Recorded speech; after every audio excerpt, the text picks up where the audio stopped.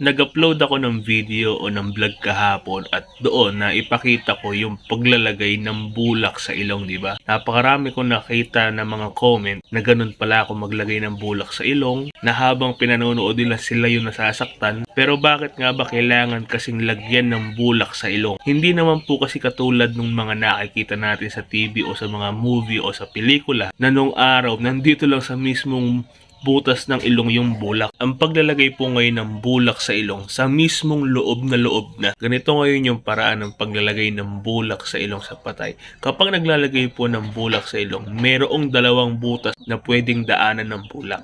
Pag pinasok mo, isang pailalim at isang paangat. Yun ngayon yung pinakababarahan mo.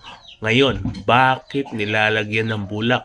Kapag binalsa mo po ang isang patay, hindi talaga 100% na makukuha mo lahat ng fluid sa katawan ng isang patay. Meron at meron po talagang natitira sa loob. Para maiwasan natin ngayon yung pagsubo o yung paglabas ng dugo sa ilong, kaya tayo naglalagay ng bulak.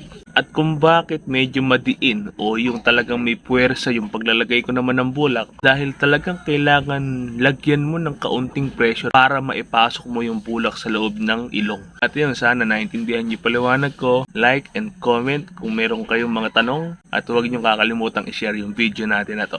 Ingat kayong palagi mga kamorge.